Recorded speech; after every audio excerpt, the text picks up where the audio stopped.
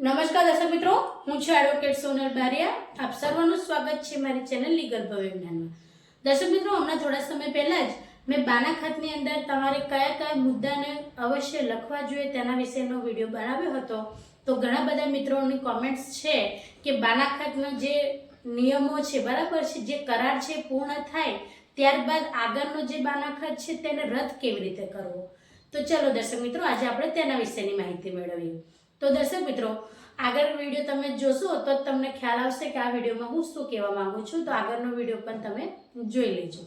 તો દર્શક મિત્રો, બાના ખાતની અંદર તમે જે મુદ્દાઓ લખ્યા હોય છે, બરાબર છે, જ્યારે તમારો કરાર ચાલુ હોય છે તેવા સંજોગો દરમિયાન તમારો જે ખરીદનાર વ્યક્તિ છે તેને પૈસા ટુકડે ટુકડે આપવાના હોય છે.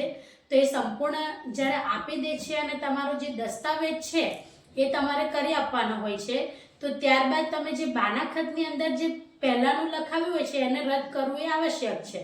તો તમારું જે બાના ખાત છે, બાના ખાતને રદ કરવા માટે તમારે જે તે સમયે તમે બાના ખાત કર્યું હશે ત્યારે તમે 300નો સ્ટેમ્પ લીધો હશે.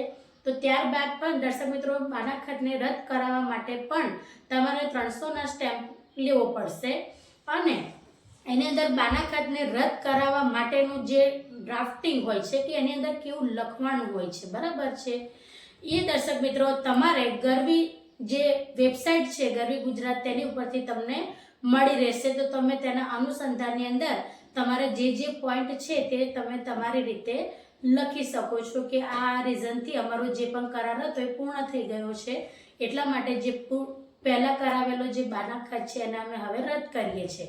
કારણ કે એની અંદર તેવું લખ્યું હોય કે રકમ બાકી છે, પછીથી રકમ આપી દેવામાં આવી હોય એટલે તમારો જે કરાર છે એ સંપૂર્ણપણે પૂર્ણ થઈ જાય છે. તો એ રીતના તમારે કોઈ પણ કારણો દર્શાવીને તમારો જે બાના ખાતનું ડ્રાફ્ટિંગ છે એ તમારે કરાવવાનું હોય છે, 300નો સ્ટેમ્પ લેવાનો હોય છે.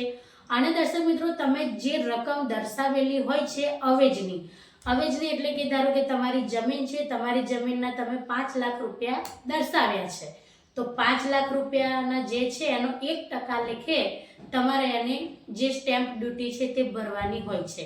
એટલે 5 લાખનો જો તમારો જે અવેજ હોય, બરાબર, જે તમારી જમીન મિલકત જે પણ છે તેનું મૂળ કિંમત હોય 5 લાખ રૂપિયા તમે લેવાના હોય, તો તેવા સંજોગો દરમિયાન તમારે 5000 રૂપિયા સ્ટેમ્પ ડ્યુટી ભરવાની રહે છે દર્શક મિત્રો.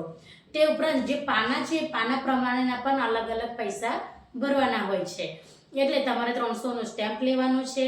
એ જે પણ તમારે મૂળ જે અવેજ છે, બરાબર છે, એટલે અવેજ એટલે કે જે પૈસા તમે મિલકતના કે જમીનના લીધા છે કે લેવાના છો તે અંદર તમારે લખવાના જ હોય છે સ્ટેમ્પની અંદર કે આટલા લાખ રૂપિયાની આ મિલકત ખરીદવામાં આવી છે, બરાબર છે. તો અંદર તમે જેટલા લાખ રૂપિયા લખો છો તેના 1% લેખે તમારા પૈસાની જે તે તમારે સ્ટેમ્પ ડ્યુટી ભરવાની આવતી હોય છે. ઘણા બધા મિત્રો એવું પૂછે છે કે બાના ખાત કરતી વખતે કેટલો ખર્ચો થાય, પણ ખરેખર બાના ખાત કરતી વખતે કેટલો ખર્ચો થાય એવું નહીં, પરંતુ તમે બાના ખાત કરો છો જે વસ્તુનું, જે મિલકતનું કરો છો એ મિલકત તમારી કેટલા કરોડોની છે કે કેટલા લાખની છે એના ઉપર તમારે જે તે સ્ટેમ્પ ડ્યુટી ભરવાની આવતી હોય છે. તો એ ખર્ચો તમે ડાયરેક્ટ પૂછો એ રીતના ના થાય, કેમ કે એ તો તમારી કેટલાની મિલકત છે એની ઉપર ડિપેન્ડ છે કે તમારો ખર્ચો કેટલો થશે. એટલે આ એક તમને ખાલી સાદાઈથી મેં તમને જણાવી દઉં કે તમારી ટોટલ જેટલી પણ જે મિલકતની જે પણ તમારી વેલ્યુ છે, જે કિંમત છે, મૂળ કિંમત છે, એ કિંમતના તમારે 1% લેખે એની તમારે સ્ટેમ્પ ડ્યુટી ભરવાની થશે દર્શક મિત્રો, બરાબર છે. ત્યાર પછી તમે ડ્રાફ્ટિંગ કરાવશો તો એનો તમારે થોડો જે તે ખર્ચો આવશે તે. એટલે તમારી સ્ટેમ્પ ડ્યુટી 1%, જે મૂળ કિંમત છે તે 300નો સ્ટેમ્પ, તે ઉપરાંત જેટલા પાના થાય છે પાના પ્રમાણેના પૈસા હોય છે, તો તે આ બધા પૈસા તમારે સરવાળો કરીને જે તે તમારે ભરવાનું આવતું હોય છે, બરાબર છે. તો આ રીતે તમારે ભરવાનું છે. અને દર્શક મિત્રો, ગમે ત્યારે તમે બાના ખાત કરાવો ત્યારે જો તેનો જે પણ તમે નિયમ રાખ્યો હોય, બરાબર છે, જે તે તેનો કરાર કર્યો હોય એ કરાર જે દિવસે પૂર્ણ થાય છે તે દિવસે તમારો જે આગળનો કરાર છે બાના ખાતમાં એ તમારે પૂર્ણ રૂપે રદ કરી દેવાનો રહેશે, બરાબર છે. આ જે કરાર તમે કર્યો, બાના ખાત કર્યું, એ બાના ખાતની અંદર તમે જ્યાર સુધી તેને રદ નહીં કરાવો ત્યાર સુધી તમે જે સૌથી પહેલા બાના ખાત સબ રજિસ્ટ્રાર રૂબરૂમાં કરાવેલું હશે તે એવું ને એવું તમને ઓનલાઈન પણ બતાવશે. એટલે પછી પાછળથી તમારે એ તકલીફ ન થાય કે અમારું આ જે પહેલાંનું જે બાનાખાત છે તેની અંદરના જેટલા પણ અમારે નિયમો હતા એ બધું જ અમારે પૂરું થઈ ગયું છે, બરાબર છે. તેની અંદર અમે જે પણ દર્શાવેલી શરતો છે એ બધી જ પૂર્ણ રૂપે પૂરી થઈ ગઈ, દસ્તાવેજ પણ થઈ ગયો છે તમારી મિલકતનો. તો પછી જે પૂરું બાનાખત પહેલાં કર્યું છે એને તમારે રદ તો કરાવવું પડે ને.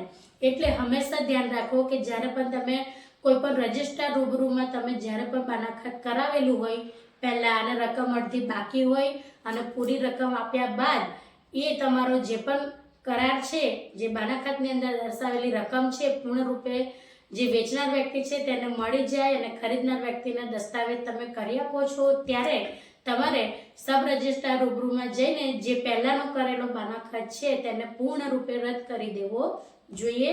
અને દર્શક મિત્રો, ત્યારબાદ તમે નવું રીતે જે પણ છે તમે તમારી મિલકતનું રજિસ્ટ્રેશન પણ કરાવી શકો છો.